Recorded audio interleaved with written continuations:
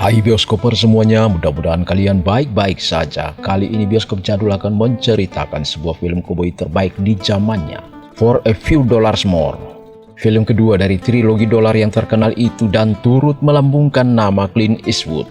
Rilis 18 November 1965 dengan bintang utama Clint Eastwood, Lee Van Cleef, Jean Maria Volonté, Klaus Kinski, dengan sutradara Sergio Leone. Dikisahkan, sang pengembara tanpa nama yang dipanggil Manco harus bersaing dengan Kolonel Mortimer dalam profesi mereka berdua sebagai pemburu bayaran untuk menangkap para kriminal, baik dalam keadaan hidup maupun mati.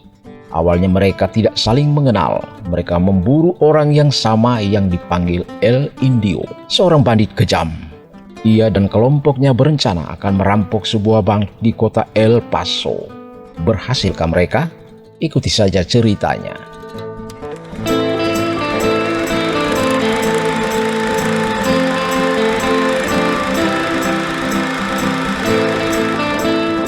Film ini dimulai dari dalam kereta api di mana salah satu pembunuh bayaran bernama Kolonel Douglas Mortimer yang berpenampilan seperti pendeta duduk membaca Bible. Kemudian ia berdiri dan menarik tali darurat menghentikan kereta yang ditumpanginya itu di luar kota kecil Chukumcheri.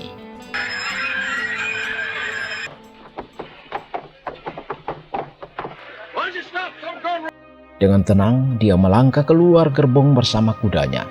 Selanjutnya, dia terlihat memasuki rumah bordir di kota kecil itu, menanyakan keberadaan sang buronan. Penjaga yang takut menjawab dengan kerlingan mata. Mortimer menuju lantai 2 di mana buronan itu berada. Ternyata sang buronan mengetahui pemburunya datang, ia pun melarikan diri lewat jendela dan memacu kudanya. Mortimer menuju kudanya, mengambil senapan, melepaskan tembakan. Sang buronan pun terjatuh dan mulai menembak Mortimer.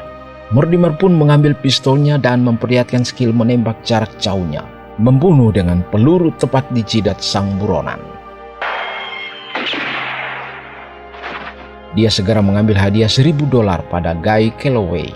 Kemudian dia bertanya kepada sheriff tentang Red Baby Kavanagh yang memiliki hadiah $2.000.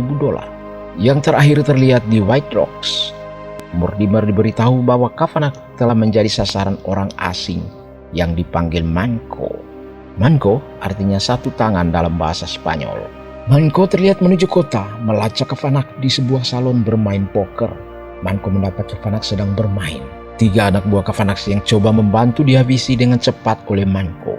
Dan dengan tenang ia membunuh Kavanagh yang coba meraih pistolnya. Kemudian ia pun mengambil hadiahnya, sekaligus dengan lencana sheriff dan mengusulkan sheriff baru. Di tempat lain, seorang bandit Meksiko bernama Indio menjalani hukuman penjara, tetapi gengnya tiba dan membunuh beberapa penjaga kemudian membebaskan pemimpin mereka itu.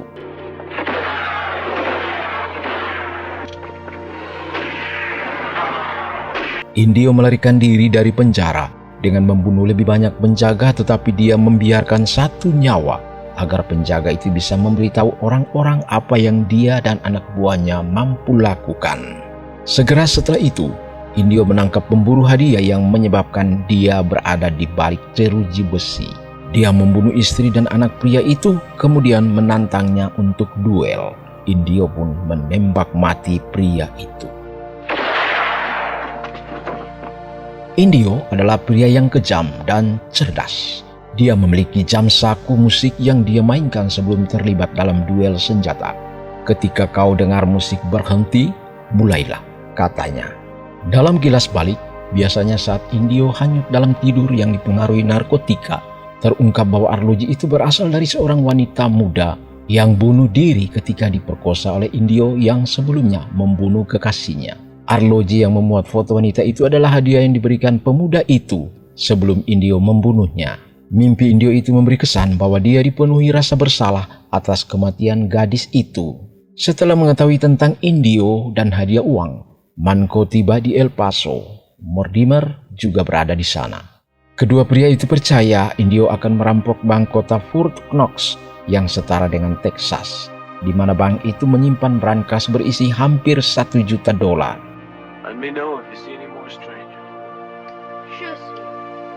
Teori dua pemburu itu terkonfirmasi ketika beberapa orang Indio tiba untuk mengintai kota dan Mortimer mencoba memancing salah satu pria bersenjata itu bernama Dehan Beckwith ke dalam perkelahian, tetapi mereka menahan diri untuk menghindari masalah. Dari sumber yang berbeda, Manco dan Mortimer mengetahui bahwa yang lain adalah pembunuh bayaran dan jelas mengejar tujuan yang sama. Malam itu, Manco mencoba Mortimer dengan kemampuannya menembaki topi sang kolonel.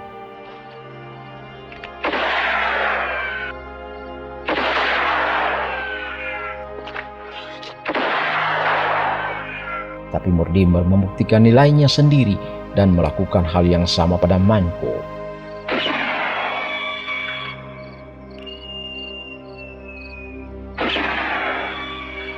Menyadari bahwa mereka masing-masing memiliki keterampilan yang ideal untuk melawan 14 pria dan untuk mendapatkan hadiah $10.000 dengan membunuh Indio, mereka berdua pun sepakat untuk bermitra dan memutuskan Manco harus menyamar dan menyusup menjadi anggota geng ke-15.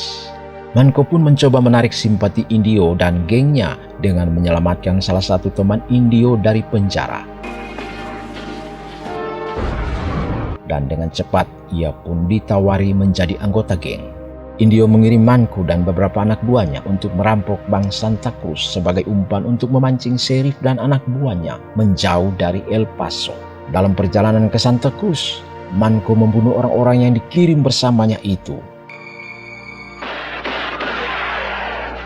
Setibanya di Santa Cruz, Manco ke kantor telegraf. Manco memberitahukan bahwa Indio dan gengnya baru saja merampok bank kota itu. Petugas itu mengatakan dia tidak mendengar alarm, tapi Manco memaksanya mengirimkan pesan perampokan itu ke El Paso. Mendapat pesan itu, sheriff dan anak buahnya terpancing. Bergegaslah mereka ke Santa Cruz. Bersamaan dengan itu, Manco kembali ke El Paso bergabung dengan Mortimer akan menggagalkan Indio merampok, bahkan akan membunuhnya untuk mendapatkan hadiah. Tetapi rencana mereka gagal karena ternyata Indio masuk dari belakang.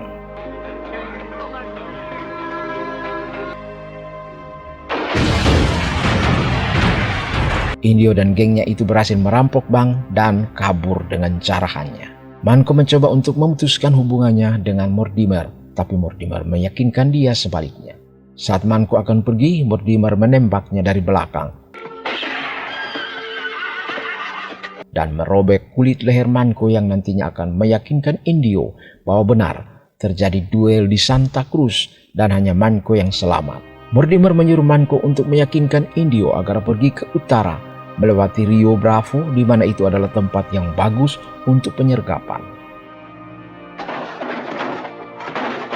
Manco pun bergabung kembali dengan Indio. Kemudian ia meyakinkan Indio pergi ke arah yang berlawanan dengan apa yang direncanakan sang kolonel. Tapi Indio memilih ke timur, Aqua Caliente. Geng itu tiba di perbatasan kota kecil Aqua Caliente. Kota yang menurut mereka seperti kamar mayat itu tidak suka menerima orang asing. Menguji kesetiaan Manco, Indio menyuruh Manco mendahului mereka masuk ke kota itu. Benar saja, di ujung jalan kota itu 3 koboi menunggu Manco. Manco siaga, tapi tiba-tiba terlihat seorang anak mencoba mengambil buah apel. Manco pun menjatuhkan buah apel itu dengan bidikannya. Tapi bersamaan dengan itu, ada seseorang yang juga melakukan itu. Manco terkejut. Ternyata itu Mortimer telah lebih dulu menunggunya. Mereka pun masuk ke dalam sebuah bar. Tak lama berselang, Indio dan gengnya masuk. Si bungkuk mengenali kolonel dari pertemuan mereka sebelumnya di El Paso dan memaksa duel ala koboi. Dia menyuruh temannya menghitung, dan dengan cepat kolonel menembakkan pistol dari balik lengan bajunya.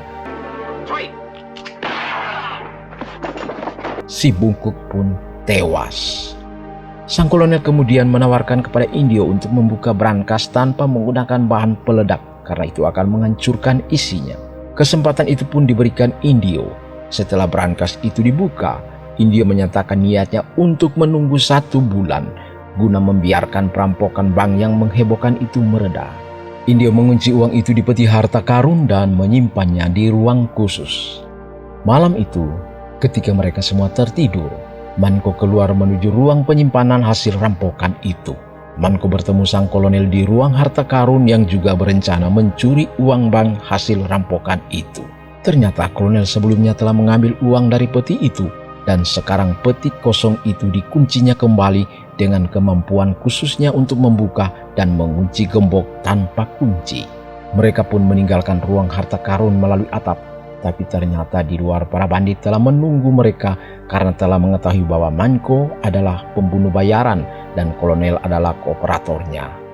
Tepat sebelum Manko melompat turun, ia menyadari bandit itu telah menunggu. Ia pun melempar tas berisi uang itu ke pohon. Ketika Manko dan sang kolonel telah turun, geng Indio mulai memukuli mereka dengan kejam.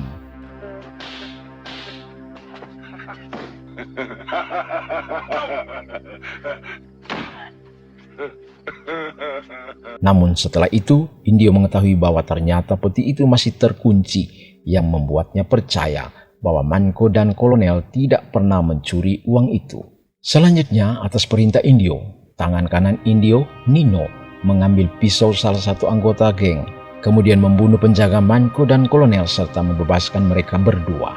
Kemudian Nino memanggil pemilik pisau di mana Indio telah menunggu dengan jam kematiannya. Indio pun membunuh pemilik pisau itu. Suara tembakan membuat para geng terbangun. Kemudian Indio memberitahu gengnya tawanan melarikan diri dibantu teman mereka yang ditembaknya itu. Kemudian Indio menyuruh mereka mengejar pemburu hadiah yang melarikan diri itu. Indio ternyata berniat membunuh gengnya menggunakan pembunuh bayaran, sementara dia dan Nino mengambil semua jarahan untuk diri mereka sendiri. Namun, Grogi yang lebih pintar mengetahui apa yang sedang direncanakan Indio. Keesokan paginya, dia pun membunuh Nino. Sementara itu Manko dan Mortimer telah menunggu mereka di luar. Sebelum dia membunuh Indio, dia menyuruh Indio membuka peti berisi jarahan itu. Ternyata peti itu telah kosong. Indio kemudian meyakinkan Grogi agar bergabung dengannya untuk menjebak para pembunuh bayaran itu. Pagi itu, Manko dan Mortimer menembak jatuh geng itu satu persatu di jalanan kota.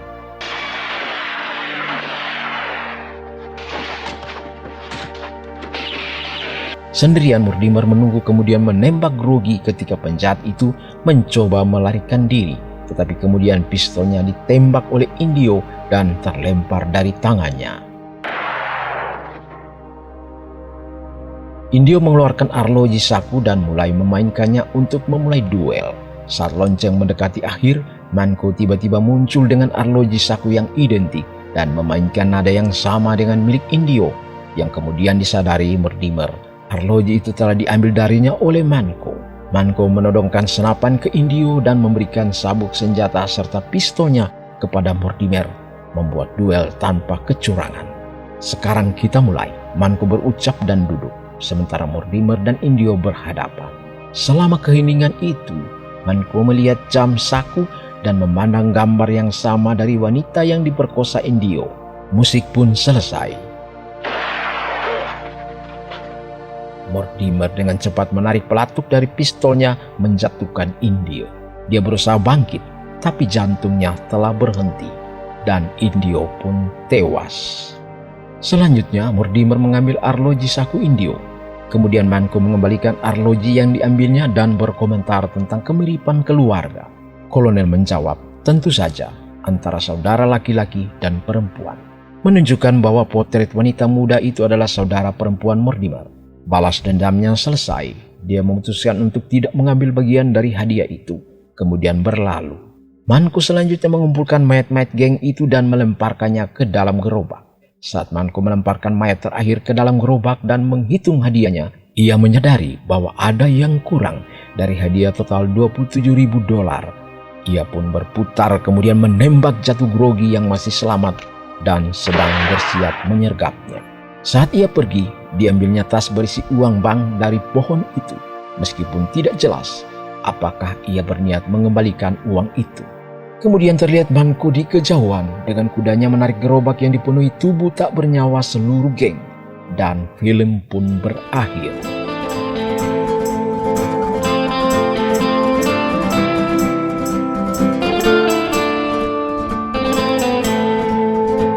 Apapun itu, kejahatan pasti akan dihancurkan. Bahkan yang jahat selalu saling menghancurkan. Sekian dulu dari Bioskop Jadul. Terima kasih sudah mengikuti cerita ini hingga akhir. Dan jangan lupa like, share, subscribe. Sampai jumpa di cerita berikutnya. Salam sehat dan bahagia selalu. Bye.